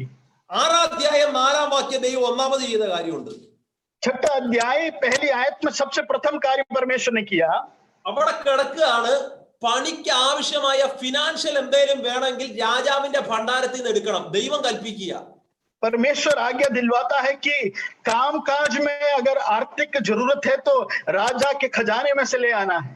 എന്റെ പൊന്നു പ്രിയപ്പെട്ടവരെ, ഇങ്ങനൊരു ദൈവം ഉണ്ടോ? ഗവൺമെന്റിൽ നിന്ന് പൈസ എടുത്ത് സഭയുടെ പണി പൂർത്തീകരിക്കുന്ന ദൈവം. हे प्रियजनों, ऐसा परमेश्वर है क्या जो कलीसिया के काम के लिए सरकार के खजाने में से पैसा लाता है? സോഴ്സുകൾ അടഞ്ഞുപോയ ചിലരെ നോക്കി ദൈവാത്മാവ് പ്രവചിക്കുന്നു, നിനക്കുള്ള വഴി നീ പ്രതീക്ഷിക്കാത്ത സ്ഥാനത്ത് ദൈവം തുറക്കാൻ പോകുന്നു. जिसका स्रोत बंद हो गया है, उन लोगों से परमेश्वर की आत्मा कहता है तू कभी सोचा भी नहीं है, ऐसे मार्गों से परमेश्वर तेरे लिए स्रोत को खोल रहा है। ജയേഷ് എന്ന് പറയുന്ന ഡിവൈസിനകത്ത് കയറിയ ബഹുമാനിയ കർത്താവിന്റെ ദാസനെ ദൈവാത്മാവ് പറയുന്നു, നിനക്കുള്ള സോഴ്സുകൾ ചില മേഖലകളുള്ള ബന്ധത്തിൽ ദൈവം തുറക്കും, ഈ ദിവസങ്ങൾ വിശ്വസിക്കുക. जयेश भाई से परमेश्वर की आत्मा कहता है कि आपका कुछ स्रोत इन दिनों में परमेश्वर की आत्मा खोलने जा रहा है। ഇത് ചുമ്മാതെ ദൈവാത്മാവ് ഒരു സന്തോഷിപ്പിക്കാൻ പറയുകയല്ല, 3 ദിക്കിൽ നിന്നും ഒരുപോലെ വഴിവാതിലുകളായി സോഴ്സുകൾ നിന്റെ കുടുംബത്തിലേക്ക് തുറക്കുന്ന ഒരു ദൈവപ്രവൃത്തിയുടെ കരം ആത്മാവ് ചലിപ്പിക്കുന്നുണ്ട്. ये केवल आपको खुशी दिलाने के लिए नहीं कह रहा हूं, लेकिन 3 भिन्न भिन्न जगहों से सोता बनकर तेरे परिवार के भीतर परमेश्वर अब कार्य करने जा रहा है। ആത്മാവ് എന്നോട് പറയുന്നു, അത് നിന്റെ കയ്യിൽ കിട്ടിയാൽ ചില പണികൾ കല്ലിനോട് എടുത്തു വെച്ച് നീ പണിത് തുടങ്ങും. वो जब तेरे हाथों में प्राप्त हो जाएगा तब कुछ निर्माण कार्य पत्थर उठाकर तू करने लगेगा। പൂർത്തീകരിക്കപ്പെടാതെ ഇരുന്ന ചിലതിനെ ദൈവം പൂർത്തീകരിക്കും നിന്റെ കുടുംബത്തോടുള്ള ബന്ധത്തിൽ. पूर्तिकरण नहीं हो पा रहा, ऐसे कुछ बातों को तेरे परिवार के संबंध में परमेश्वर वो पूर्ति करेगा। നിങ്ങൾ ഈ കൂട്ടങ്ങളുടെ അംഗമാണോ എന്ന് എനിക്കറിയത്തില്ല, പക്ഷെ ദൈവാത്മാവ് എന്നോട് പറയുന്നു, ദൈവം നിനക്ക് വേണ്ടി ചെയ്തത് ഈ കൂട്ടത്തിനകത്ത് നീ സാക്ഷ്യം പറയും. और तुम इस कलीसिया का सदस्य हो करके मैं नहीं जानता, लेकिन परमेश्वर जो आपके जीवन में करने जा रहा है, इस कलीसिया में खड़े रहकर आप उसकी गवाही दोगे। ആഴത്തിൽ നീ കുഴിക്കുന്ന ഒരു കുഴിക്കകത്തുനിന്നും വല്ലാത്തൊരു ദൈവത്തിന്റെ നന്മയെ സ്വർഗം തുറക്കുന്നു. ആ ആത്മാവ് എന്നോട് പ്രവചിക്കാൻ പറയുന്നു. गहरे गड्ढे को जैसे तू खोदता है उसे तू खोदेगा और परमेश्वर की भलाई को उसमें से प्राप्त करेगा करके परमेश्वर की आत्मा यूं कहता है। വിശ്വസിച്ച് പ്രാർത്ഥിച്ചോ, ദൈവം അത് ചെയ്യുക. विश्वास करके प्रार्थना कर लो, परमेश्वर ऐसा करेगा। പണിയെ ദൈവം പൂർത്തീകരിച്ചപ്പോൾ ഒന്നാമത് ചെയ്ത കാര്യം, നന്മയെ ഗവൺമെന്റിൽ നിന്ന് തന്നെ ദൈവം കൊടുത്തു. सबसे पहला काम जो पूर्ति करने के बाद परमेश्वर ने क्या किया, भलाई के स्रोत को सरकार में से उनके तरफ ले आया। രണ്ടാമത് ദൈവം ചെയ്ത കാര്യം, പണി ചെയ്യുന്നവന് കൂലി ദൈവം കൊടുത്തു. दूसरा काम परमेश्वर ने क्या किया, जो काम करने वाले मजदूर हैं उसको मजदूरी परमेश्वर ने दिलाया। പണി ചെയ്യുന്നവന് ശമ്പളം കൊടുക്കണ്ടേ? ശമ്പളം, കൂലി. जो मजदूर करता है क्या उसको मजदूरी नहीं देना है? കൊടുക്കോ? നമ്മൾ പെന്തക്കോസ്തുകാരായി നമ്മൾ കൊടുക്കണം. എന്റെ അഭിപ്രായമാട്ടോ, അധ്വാനിക്കുന്നവന് കൂലി കൊടുക്കണം. हम पेंतिकोस्त वाले हैं, ये मेरा अभिप्राय है, मजदूरी करने वालों को अपना मजदूरी देना है। നമ്മൾ സ്വോത്രം പറയാനൊക്കെ മിടുക്കന്മാരാ, പക്ഷെ നമ്മൾ പൈസ ഇറക്കുന്ന കാര്യത്തിൽ അത്ര മിടുക്കന്മാരല്ല എന്നാ എന്റെ ചിന്ത. हम स्तुति सब करने के लिए होशियार हैं, लेकिन जब पैसा खर्च करना आता है तब हम इतना होशियार नहीं होते। ആരോ ചോദിക്കുന്നത്, പാസ്റ്റർ സൂം മീറ്റിംഗ് പ്രസംഗിക്കുമ്പോൾ സ്വോത്രാഴ്ച കിട്ടുന്നതിനെ കുറിച്ചാണോ പറയുന്നതെന്ന്? അല്ലവേ അല്ല. ഒരു സ്വോത്രം പറഞ്ഞാട്ടെ. कोई पूछ रहे हैं कि जूम मीटिंग के दौरान जब दान इकट्ठा कर रहे हो क्या उसके बारे में बोल रहे हैं? ऐसा बिल्कुल भी नहीं है। സത്യം ഞാൻ എന്റെ ഹൃദയം തുറന്ന് പറയുക, ഈ 8 മാസത്തെ കൊറോണ സമയത്ത് മിനിസ്ട്രിക്ക് പോകുന്നതിനേക്കാൾ കൂടുതൽ കർത്താവ് കൃപയാൽ അനുഗ്രഹിച്ചിട്ടുണ്ട്. ഇതൊന്നും അല്ല ഞാൻ പറഞ്ഞു വരുന്നത്. और मैं सच्चाई कहता हूं, मैं सेवकाई में अलग अलग जगह पर जाता था, उससे बढ़कर इन 8 महीनों में परमेश्वर ने मुझे आशीष से भर दिया है। അനുഭവം ഉണ്ടെങ്കിൽ ഞാൻ കർത്താവിന് സ്തോത്രം പറയുക. तो मेरा अनुभव है, इसलिए मैं परमेश्वर को स्तुति कर रहा हूं। ഞാനിപ്പോ എടുത്തിരിക്കുന്ന ചർച്ച് മേരില എന്ന് പറയുന്ന ഒരു കൊച്ചു ഗ്രാമപ്രദേശമാണ്. और मैंने अभी जिस सेवकाई ली है वो एक ग्रामीण प्रदेश में है, छोटा सा एक कलीसिया है, ഒരു കോളനി ഏരിയ, അതൊരു കോളനി ഏരിയ, एक छोटा सा कॉलोनी का इलाका है। വളരെ പിന്നോക്കം നിൽക്കുന്ന ഒരു ജനവിഭാഗം അവിടെ ഉള്ളത്, बहुत पिछड़े एक इलाका है। അവിടെ പോയി ചർച്ച് തുടങ്ങുമ്പോൾ എന്റെ കയ്യിലുള്ള അക്കൗണ്ട് ബാലൻസ് ഞാൻ പറയുന്നില്ല, നാണക്കേട, വളരെ കുറച്ചേ ഉള്ളൂ. तो ये जब कलीसिया वहां पर जब शुरू की, मेरे खाते में कितना पैसा है मैं बोलता नहीं हूँ, शर्मिंदगी की बात है, बहुत कम था। അപ്പൊ അതുവരെ പൊതു മിനിസ്ട്രിയിൽ പോയ കാരണത്താൽ ഈ പ്രസംഗിക്കുന്ന ചെല്ലുന്നിടത്തെല്ലാം ഒത്തിരി പേരെ കണ്ണിന്റെ കണ്ണ് വല്ലാതിരിക്കുന്നത് കൊണ്ട് എന്റെ ചിന്ത ഞാനൊരു ചർച്ച തുടങ്ങിയാൽ അവിടെയും ആൾക്കാർ വരുമെന്ന. तो मैं जिधर सेवकाई के लिए जाता था वहां पर बहुत भीड़ इकट्ठा होती थी, मेरा आंखों का नजर वो देखकर आगे बढ़ा, तो मैं सोचता था जब मैं ये सेवकाई के लिए भी जाऊंगा तो बहुत सारा भीड़ इकट्ठा होगा। സൺഡേ മീറ്റിംഗ് പുതുതായി തുടങ്ങാൻ ഇനി 2 ആഴ്ചയെ ബാക്കിയുള്ളൂ അവിടെ അന്ന്. और उस समय संडे की सभा शुरू होना है तो केवल 2 सप्ताह भी बाकी है। അപ്പൊ ഞാൻ ആ സമയത്ത് പൊതു മീറ്റിങ്ങിന് പോകുമ്പോ ഞാൻ വഴിയരികെ കാണുന്ന എല്ലാ ഷോപ്പിലും നിർത്തും, എല്ലാ കടകളിലും നിർത്തും. तो मैं आम सभा के लिए जब जाता था, रास्ते में निकलता था, हर एक दुकान में मैं रोकता था। എന്നിട്ട് ഞാൻ ചോദിക്കും ഈ കസേരയ്ക്ക് എത്ര വില? फिर मैं पूछता था ये कुर्सी का कितना कीमत है। കാരണം ഇതിപ്പോ പോയി പ്രസംഗിച്ച് കൈയടിച്ച് മേടിക്കുന്ന പരിപാടിയല്ല, ചർച്ച തുടങ്ങുമ്പോൾ അവിടെ ആവശ്യങ്ങളുണ്ട്. तो फिर यहाँ पर प्रचार करने के लिए जाते हैं, ताली बजाने का जैसा काम नहीं है, यहाँ पर कलीसिया खोल रहे हैं, वहां पर उनकी जरूरत होती है। അവരെന്റെ അടുത്ത് ചോദിച്ചു എങ്ങനെയുള്ള കസേര വേണ്ടിയത്, കൂടിയതാണോ കുറഞ്ഞതാണോ? मुझसे पूछते हैं कि कैसा कुर्सी चाहिए, महंगा चाहिए सस्ता चाहिए। 3 ഡിമാൻഡ് ആയിരുന്നു എനിക്കുള്ളത്. मुझे 3 जरूरी थी। 80 കിലോ വെയിറ്റ് ഉള്ള ഒരു അമ്മാമ അതിനകത്തിരുന്ന് ഭയങ്കരമായി തുള്ളിയാൽ ഒടിയാത്ത കസേര വേണം. मैंने कहा 80 किलो वजन वाला एक बुजुर्ग माताजी कुर्सी में बैठकर कूदे तो भी वो टूटना नहीं चाहिए। പെയിന്റ് പെട്ടെന്ന് പോകരുത്, കുറെ നാള് നിൽക്കണം. उसका रंग नहीं उतरना चाहिए, बहुत लंबा चलना है। മൂന്നാമത്തെ ഡിമാൻഡ് 100 രൂപ കുറയാത്ത 100 രൂപ താഴെയുള്ള കസേര ആയിരിക്കണം. और तीसरा डिमांड था कि 100 रुपया से कम कीमत वाला कुर्सी होना चाहिए। അവരെന്റെ അടുത്ത് പറഞ്ഞു പാസ്റ്റർ 100 രൂപ താഴെ കസേര ഇല്ല. वो कहने लगे 100 रुपये से कम में कोई कुर्सी नहीं आता। അടുത്ത അവരെന്നോട് ചോദിച്ച കാര്യം ഈ 85 കിലോ ഉള്ള അമ്മാമയും ചാട്ടോ എന്തോ അത് മനസ്സിലായില്ല.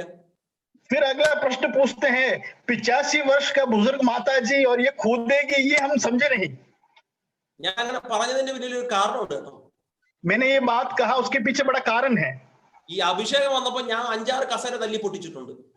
परमेश्वर का अभिषेक जब मेरे ऊपर उतरा तो मैं 4-5 कुर्सियां तोड़ डाला। ഈ കസേരയിൽ നിന്ന് ചാടുമ്പോ കസേരയോട് നമുക്കത് വിഷയമല്ല, നമുക്ക് അഭിഷേകമാ വിഷയം. और कुर्सी पे बैठकर हम उछल कूद कर आराधना कर रहे हैं, हमारे लिए कुर्सी कोई विषय नहीं है, अभी परमेश्वर का अभिषेक विषय है। ഞാൻ പറയുന്നത് നല്ലതാ, അഭിഷേകം വരുവാണെങ്കിൽ കസേര തല്ലി പൊട്ടിച്ച കുഴപ്പമില്ല, പക്ഷെ പുതുതൊരെണ്ണം മേടിച്ചും കൂടി ഇട്ട് കൊടുക്കണം. ഒരു സ്വോത്രം പറഞ്ഞാട്ടെ. मैंने कहा कि परमेश्वर का अभिषेक उतरता है, कुर्सी टूटता है, कोई बात नहीं, केवल एक नया कुर्सी खरीद कर आना है। ഇതിപ്പോ 10:30 ഇങ്ങോട്ട് വരുന്നതും കാണാം, 10 കയ്യടിയും കാണാം, ആശീർവാദം പറയുന്നതിന് മുമ്പ് ഇറങ്ങി ഒരു ഓട്ടം കാണാം. ഇതിനകത്ത് വേറെ പരിപാടി ഉണ്ടെന്ന് നിങ്ങൾ വിശ്വസിക്കുന്നുണ്ടോ? अभी क्या देखते हैं, 10:30 बजे आते हैं, ताली बजाते हैं, आशीर्वचन बोलते हैं, उससे पहले वो रवाना हो जाते हैं, इसके भीतर और कुछ काम होता है। സത്യം, എന്ന് കൊറോണ കഴിയുമെന്ന് എനിക്കറിയത്തില്ല. കൊറോണ കഴിഞ്ഞ് ഇനി അങ്ങാണ് ചർച്ച തുറക്കാൻ അവസരം കിട്ടുന്നെങ്കിൽ എനിക്കറിയില്ല. അതിന് മുമ്പ് കർത്താവ് വരാൻ സാധ്യതയുണ്ട്. അവസരം കിട്ടുവാണെങ്കിൽ 10 മണിക്കുള്ള മീറ്റിംഗ് 9:45 വന്ന് ഫാൻ എല്ലാം ഇട്ട് ഫായ എല്ലാം വിരിച്ച് അതിനകത്തിരുന്ന് സ്വോത്രം പറഞ്ഞുകൊണ്ടിരിക്കണം. ഒരു സ്വോത്രം പറഞ്ഞാട്ടെ. जब कोरोना खत्म हो जाएगा, खत्म होगा उससे पहले परमेश्वर जरूर आ जाएगा, लेकिन अगर खत्म होता है तो 10 बजे की सभा में लोग 9:45 को आएंगे, फैन वगैरह तैयार होकर चालू कर तैयार होकर बैठेंगे। ഇതെല്ലാം ശുശ്രൂഷയുടെ കണക്ഷനാണ്, ശുശ്രൂഷയുടെ കണക്ഷനാണ്. ये सारी बातें सेवकाई से संबंधित बातें हैं। ചർച്ചിലെ മീറ്റിംഗ് കഴിഞ്ഞിട്ട് ഫുഡ് കൊടുക്കുന്ന ഒരു പരിപാടി ഉണ്ടെങ്കിൽ, ഏതെങ്കിലും ഫംഗ്ഷന് ഫുഡ് കൊടുക്കുന്ന പരിപാടി ഉണ്ടെങ്കിൽ കഴിച്ചിട്ട് ഉടനെ വീട് പറ്റാൻ നിൽക്കരുത്, കഴിച്ചതെല്ലാം കഴുകി വെക്കണം. और अगर सभा के बाद खाने का कार्यक्रम होता है तो खाने के बाद झूठा बर्तन नहीं छोड़ना है, उसको बिल्कुल साफ करके जाना है। അപ്പൊ നമ്മള് പറയാ പാസ്റ്ററെ ആ ഡ്യൂട്ടി അല്ലയോ ഞങ്ങൾ ചർച്ചിൽ പാസ്റ്ററിനെയും അമ്മാമയും ഇരുത്തിയേക്കുന്നത്, അവർക്കുള്ള ഡ്യൂട്ടിയാ അത്. तो लोग कहेंगे पास्टर हमने वो काम की जिम्मेदारी हमारे कलीसिया के पासवान उनकी पत्नी को दिया है, वो करेंगे। അങ്ങനെ പറയുന്നവരോട് എനിക്കൊരു കൊച്ചു സംശയം, ആ വാക്യം ഒന്ന് കാണിച്ചാ ചർച്ചിൽ അമ്മാമ്മ പാത്ര കഴുകണം, ആ വാക്യം ഒന്ന് കാണിച്ചാ. ऐसे कहने वालों को मुझे एक थोड़ा शंका है, मैं पूछता हूँ कलीसिया के पास्टर आंटी को ये बर्तन धोना है, ऐसा कोई वचन है तो बताइए। ഇത് ഞാൻ ചുമ്മാ പ്രസംഗിക്കല്ല, അനുഭവത്തിലാ പ്രസംഗിക്കുന്നത്. കഴിച്ചിട്ട് ചർച്ചിലെ പ്ലേറ്റ് മുഴുവനും ഞാൻ കഴുകി വെച്ചിട്ടുണ്ട്. और ये मैं ऐसे ही प्रचार नहीं कर रहा हूँ, मेरे जीवन के अनुभव से बोल रहा हूँ। खाना खाने के बाद मैंने बर्तन भी धोए हैं। स्तुति करेंगे। ഇതൊരു പ്രാക്ടീസ് ലെവലാട്ടോ. ये एक प्रायोगिक स्तर में बातें हैं। സമയം കളയാൻ വേണ്ടി ഞാൻ ഓരോരുത്തരെ കൊണ്ട് കൈ ഒപ്പിച്ചതല്ല, അത് നമ്മളൊരു വിശ്വാസത്തിന്റെ പ്രക്രിയ നടത്തുക. समय बिगाड़ने के लिए एक एक जन से हाथ ऊपर नहीं किया है, हमारी विश्वास की एक प्रक्रिया आरंभ किया है। ഇവിടെ മുതൽ ദൈവം നിങ്ങളെ എന്തൊക്കെ നിയോഗിപ്പിക്കുന്നോ അത് മൊത്തം ചെയ്തോണം. यहाँ से लेकर परमेश्वर आपके जीवन में क्या अगुवाई देता है, उन सारी बातों को करना है। ആരോ പറയുന്ന പാസ്റ്റർ ഞങ്ങളുടെ കയ്യിൽ ഒന്നുമില്ല, ഞങ്ങൾ കൊറോണ പാസ്റ്റർ, ഇപ്പൊ ഞങ്ങളുടെ കയ്യിൽ ഒന്നുമില്ല. कोई कहता है पास्टर अभी कोरोना है, हमारे हाथ में कुछ भी नहीं है। അവരോട് എനിക്കൊരു കൊച്ചു ചോദ്യം, उनसे मैं एक छोटा सा प्रश्न करता हूँ। ഈ വിധവയുടെ കയ്യിൽ എത്ര കോടി രൂപ ഉണ്ടായിട്ട് അവർ വെള്ളിക്കാശ് സംഭവം ആലയത്തിൽ കൊണ്ടുപോയിട്ടെ? ये विधवा के हाथ में कितना करोड़ रुपया था जो उसने वो छोटा सा सिक्का मंदिर में डाल दिया। അവളെ കയ്യിലുള്ളതോളം കിട്ടും. उसके हाथ में जो था सब उसने डाल दिया। അത് കണ്ട ഒരു ദൈവമുണ്ട്. वो दान पेटी में क्या डाला वो देखा वो परमेश्वर है। ദൈവദാസന്മാരെ മാനിക്കുന്നവർക്കായി ഞാൻ കർത്താവിന് സ്തോത്രം പറയാം. परमेश्वर के दासों को आदर करने वालों के परमेश्वर को धन्यवाद देता हूँ। അപ്പൊ വിഷയത്തിലേക്ക് വരിക കേട്ടോ. ഇതൊന്നും ഞാൻ പറയാൻ ഉദ്ദേശിച്ചതല്ല, ദൈവാത്മാവ് പറയിപ്പിക്കുക. विषय में आते हैं, ये सब मैं कहने के लिए नहीं चाहता, परमेश्वर की आत्मा कहरवा रहा है। അപ്പൊ പണി ചെയ്യുന്നവന് കൂലി കൊടുത്തൊരു ദൈവം. तो जो मजदूरी करता है उसको मजदूरी दिलाया वो परमेश्वर। മൂന്നാമത്തെ കാര്യം, യാഗത്തിനുള്ള ക്രമീകരണം ദൈവം കരുതി. तीसरी बात, बलि अर्पण करने के एक बात को क्रम में लाते हैं। 6:10 വാക്യം, യാഗത്തിനുള്ള ക്രമീകരണം ദൈവം കരുതി. 6 अध्याय 10वीं आयत, बलि चढ़ाने की बातों में एक क्रम आयोजन हो जाता है। എന്നിട്ട് 6-ാം അധ്യായം 15-ാം വാക്യത്തിലേക്ക് വന്നപ്പോൾ പണി ദൈവം പൂർത്തീകരിച്ചു. 6 अध्याय 15वीं आयत में जब पहुंचते हैं काम पूरा हो चुका है। അവിടെ ഒരു കൊച്ചു ഡേറ്റ് കിടപ്പുണ്ട് കേട്ടോ, ഒരു കൊച്ചു ഡേറ്റ് കിടപ്പുണ്ട്. ദാരിവേശ് രാജാവിന്റെ വാഴ്ചയുടെ 6-ാം ആണ്ടിൽ ആദാർ മാസം 3-ാം തീയതി ഈ ആലയം പണി തീർത്തു. वहां पर एक छोटा सा तारीख लिखा है, इस प्रकार वो भवन राजा दारा के राज्य के 6वें वर्ष में आधार महीने के 3रे दिन को बनकर समाप्त हुआ। ഇനി എന്നെ ശ്രദ്ധിച്ചോ, മെസ്സേജിന്റെ ആമുഖം തീർന്നു. अभी आप मुझे ध्यान दीजिए, विषय के वो गौर परिस्थिति में हम आए हैं। ഇനി പ്രസംഗത്തിലേക്ക് വരിക. अभी मैं प्रचार की तरफ आ रहा हूँ। ആരോ ചോദിക്കുന്നത്, പാസ്റ്റർ സമയം തീർന്നല്ലോ, പ്രസംഗത്തിന്റെ ആമുഖം കഴിഞ്ഞതേ ഉള്ളൂ. कोई पूछता है पास्टर समय तो समाप्त हो गया, आप अभी भूमिका समाप्त कर रहे हैं। സാരമില്ല, കറക്റ്റ് സമയത്ത് നമ്മൾ അവസാനിപ്പിക്കും. ഈ ഒരു സാഹചര്യം കഴിഞ്ഞപ്പോൾ യസ്ര എൻട്രി ആകുക. ये एक कार्य पूरा हुआ तब एज्रा प्रवेश कर रहा है। ഒറ്റ മിനിറ്റ് ഞാൻ പറയട്ടെ, ഒറ്റ മിനിറ്റില് एक ही मिनट में मैं कहता हूं, പണിക്ക് തടസ്സമായി നിന്ന 4 കാര്യങ്ങളെ ദൈവം മാറ്റി 3 കാര്യങ്ങളാൽ പണിയെ പൂർത്തീകരിച്ചു. 7-ാം അധ്യായത്തിൽ യസ്രായെ ദൈവം പുറത്തു കൊണ്ടുവന്നു. काम को रुकावट डालने वाले 4 बातों को परमेश्वर दूर करता है, 3 बातों को प्रदान कर कर एक काम अब एज्रा को प्रवेश कराता है। 7वें अध्याय में हम देखते हैं। എന്നെ ശ്രദ്ധിച്ചോ, 7-ാം അധ്യായത്തിൽ പുറത്തു വന്ന യസ്ര 10-ാം അധ്യായത്തിൽ പ്രാർത്ഥിക്കുന്നു. 7वें अध्याय में प्रवेश किया हुआ एज्रा 10वें अध्याय में प्रार्थना कर रहा है। ഈ മെസ്സേജിന്റെ ഏറ്റവും ഗൗരവമുള്ള ഭാഗം, എന്തിനായിരിക്കും യസ്ര പ്രാർത്ഥിക്കുന്നത്? ये मैसेज का एकदम गंभीर अवस्था में हम आ चुके हैं। एज्रा क्यों प्रार्थना कर रहा है? പണി പൂർത്തീകരിക്കാൻ काम पूरा नहीं हुआ क्या उसके लिए प्रार्थना कर रहा है? നിങ്ങളൊന്ന് ചിന്തിച്ചേ, പണി പൂർത്തീകരിക്കാനാണോ ഈ യസ്ര പ്രാർത്ഥിക്കണേ? क्या काम पूरा करवाने के लिए एज्रा प्रार्थना कर रहा है? ആണോ സൂസൻ ആന്റി? कैसा है सुसन आंटी? ആണോ വർഗീസ് എന്ന് പറയുന്ന ഡിവൈസിനകത്ത് കയറി ബഹുമാനി അമ്മച്ചി? പണി പൂർത്തീകരിക്കാനാണോ യസ്ര പ്രാർത്ഥിക്കണേ? क्या वर्गीस जो डिवाइस है उसमें जो आंटी है क्या वो काम पूरा करवाने के लिए प्रार्थना कर रहा है? നിങ്ങളൊന്ന് അൺമ്യൂട്ട് ആക്കിയിട്ടൊന്ന് പ്രതികരിച്ചാട്ടെ, ഞാനത് കേൾക്കട്ടെ. അല്ലെങ്കിൽ വീഡിയോ ഓഫ് ആക്കി ഇരിക്കുന്നവർ ഒരു കൊച്ചു മെസ്സേജ് ടൈപ്പ് ചെയ്തിട്ടാട്ടെ, എസ് എങ്കിൽ എസ് അല്ലെങ്കിൽ നോ എങ്കിൽ നോ, എന്തെങ്കിലും ഒന്ന് പറഞ്ഞാട്ടെ. आप आपके डिवाइस को अनम्यूट करके मुझको प्रतिक्रिया दे सकते हैं. जो वीडियो बंद करके बैठे हैं मैसेज डाल सकते हैं. എസ്ര എന്തിനാ പ്രാർത്ഥിക്കണം? പണി പൂർത്തീകരിക്കാനാണോ? एजरा क्यों प्रार्थना कर रहा है? क्या वो काम पूरा करने के लिए प्रार्थना कर रहा है? സൂസനെ ഒന്ന് അൺമ്യൂട്ട് ആക്കിയാട്ടെ. सुजन आंटी अनम्यूट करेंगे. ആന്റി, അവർക്ക് ആ മെസ്സേജ് അങ്ങോട്ട് ക്ലിയർ ആയില്ല. ആമോ? അല്ല. അല്ല. കാര്യം എന്നാണെന്നറിയാമോ? കറക്റ്റ് ഉത്തരം ഒരു സ്വോത്രം പറഞ്ഞാട്ടെ. क्यों फिर प्रार्थना कर रहे हैं? ഓക്കെ ആന്റി, മ്യൂട്ട് ആക്കിക്കോ. കാര്യം എന്നാണെന്നറിയാമോ? 6:15 വാക്യത്തിൽ പണി പൂർത്തീകരിക്കപ്പെട്ടു. छठे अध्याय 15वीं आयत में हमने देखा कि कार्य समाप्त हो चुका है. ഇനി പൂർത്തീകരിക്കാൻ പ്രാർത്ഥിക്കേണ്ട, ഓൾറെഡി പണി കംപ്ലീറ്റ് ആയി. तो काम पूरा हो चुका है, अभी पूरा करने के लिए प्रार्थना की आवश्यकता नहीं है. ശ്രദ്ധിച്ചോ, ഇപ്പൊ എസ്ര പ്രാർത്ഥിക്കുന്നത് പണി പൂർത്തീകരിക്കാനല്ല, പണിത ജനം ദൈവസന്നിധിയിൽ നിന്ന് അകന്നുപോയി. अभी एजरा प्रार्थना कर रहा है काम पूरा करवाने के लिए नहीं, काम पूरा हो चुका है, लेकिन जो काम पूरा कर दिया वो प्रजा परमेश्वर से दूर चला गया है. എന്റെ പൊന്നച്ച, എന്തൊരു പരാജയതല്ലേ! कितना बड़ा एक पराजय है ये. പിശാചിനെ വെട്ടി അവർ പണി പൂർത്തീകരിച്ചു, പക്ഷെ പണി ചെയ്തവൻ ദൈവസന്നിധിയിൽ നിന്ന് അകന്നുപോയി. शैतान को काट डालकर उन्होंने काम पूरा किया, लेकिन जिन्होंने काम पूरा किया है वो परमेश्वर से दूर चले गए हैं.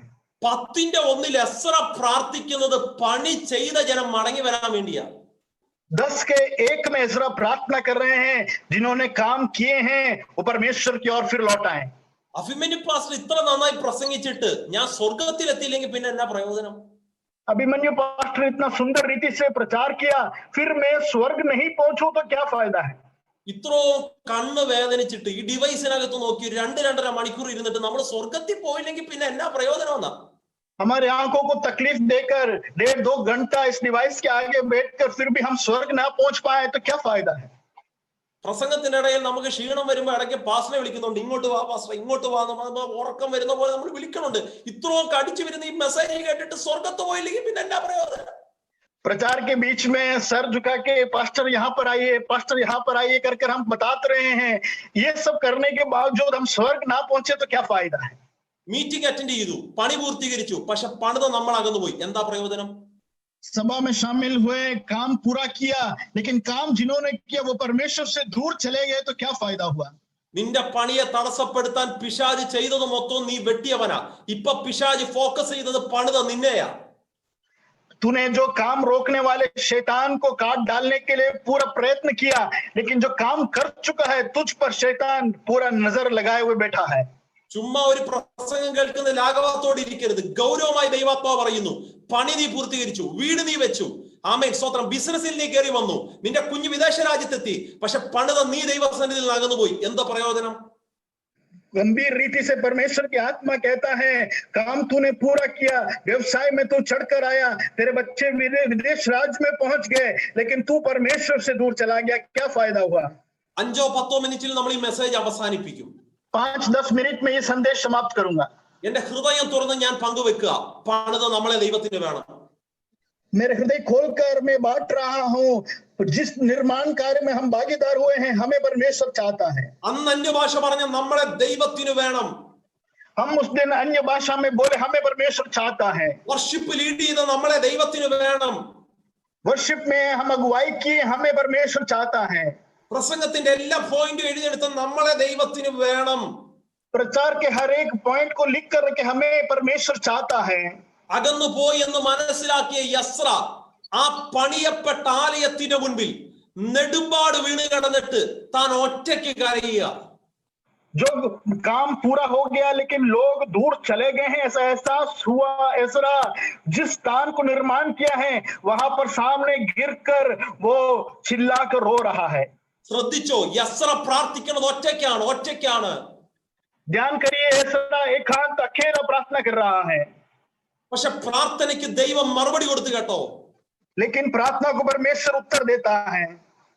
യസ്ര കരഞ്ഞു തീരുന്നതിനേക്കാൾ മുമ്പ് തന്റെ കൂടെ ഒരു വലിയ ക്രൗഡ് കരയാൻ വേണ്ടി വന്നു.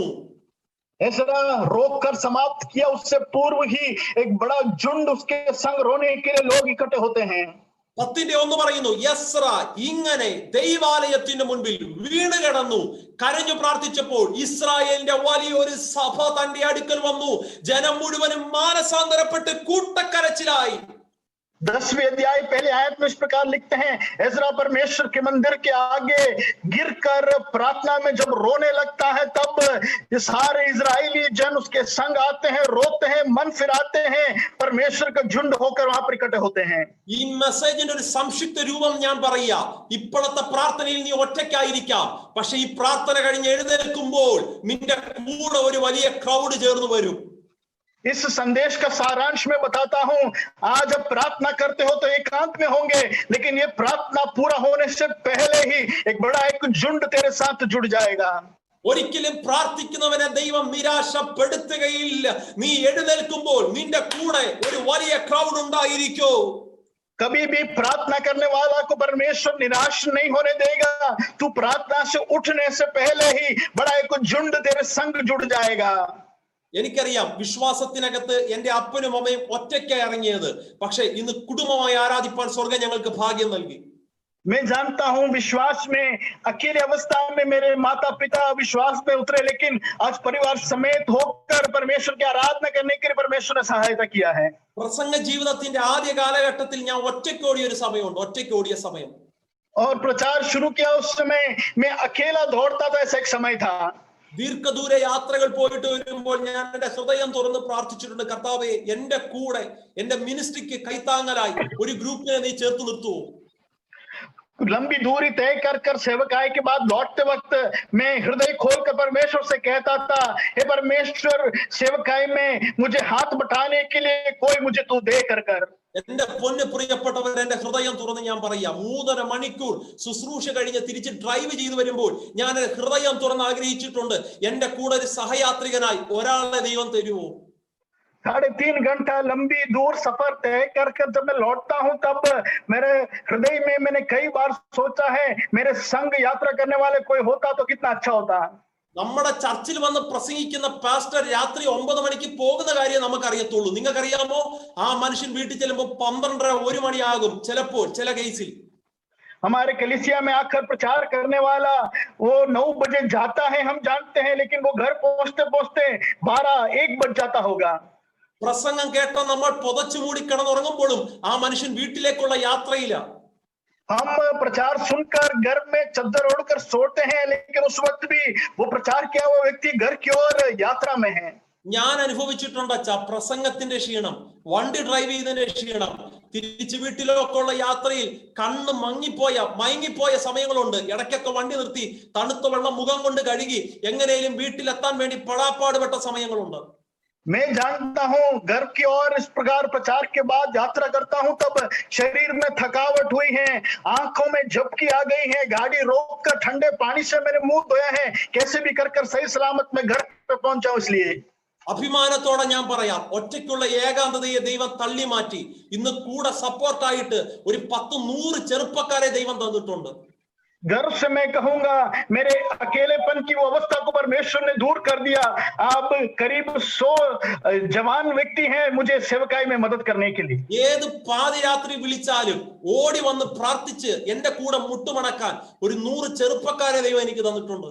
आधी रात को भी बुलाने पर मेरे संग आकर प्रार्थना में घुटने टेकने के लिए 100 जनों को परमेश्वर ने, जवानों को मेरे लिए दिया है. കൃപയാൽ ഞങ്ങൾ ഒരു ടീമായി മാറ്റപ്പെട്ടു. अनुग्रह से हम एक टीम बन चुके हैं. പ്രസംഗം മാത്രം പോരാ, പ്രവൃത്തി കൂടെ വേണമെന്ന് സ്വർഗം ഞങ്ങളോട് പറഞ്ഞു. प्रचार केवल काफी नहीं है, क्रिया भी आवश्यक है कर स्वर्ग ने हमें बताया.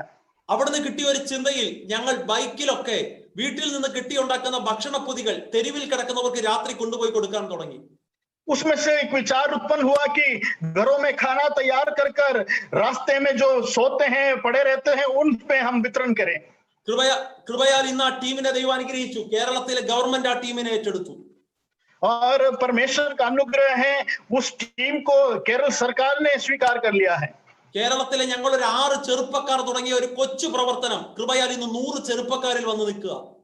केरल में परमेश्वर का अनुग्रह 6 जनों से आरंभ किया हुआ वो टीम अब 100 जन सदस्य है। ഞങ്ങളുടെ പ്രവർത്തനം കണ്ടിട്ട് കേരളത്തിലെ 14 ജില്ലകളിൽ ഏത് സമയവും ഏത് ജയിലും വിസിറ്റ് ചെയ്യാൻ കർത്താവ് ഞങ്ങൾക്ക് സാവകാശം നൽകി.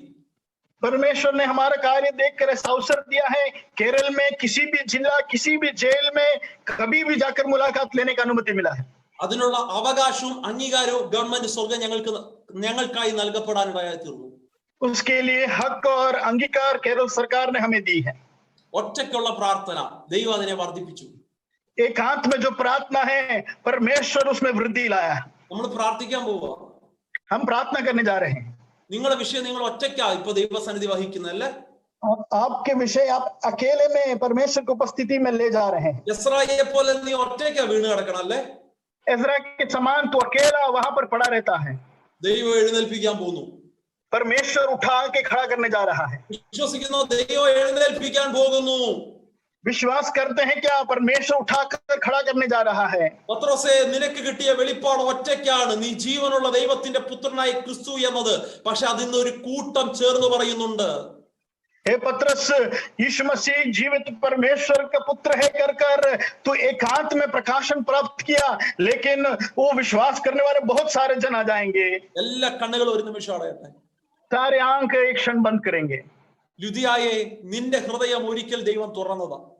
हे लिदिया, तेरा हृदय परमेश्वर ने एक बार खोल चुका है। പൗലോസിന്റെ പ്രസംഗം കേട്ട് നിന്റെ വാതിൽ ഹൃദയത്തിന്റെ വാതിൽ നീ തുറന്നപ്പോൾ നീ ഒറ്റയ്ക്കായിരുന്നു.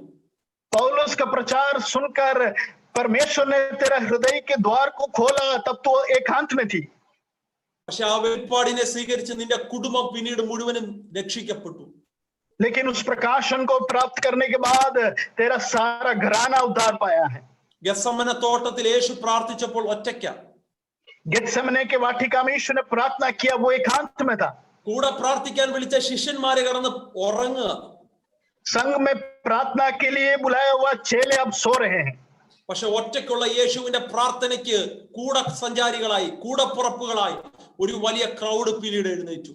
लेकिन एकांत में प्रार्थना में निकले हुए उसके संग जुड़ने के लिए फिर एक बड़ा झुंड इकट्ठा हुआ है। അവര് 120 പേരടങ്ങുന്ന സംഘം മാളിക മുറിയിൽ പിന്നീട് പ്രാർത്ഥിക്കാൻ തുടങ്ങി.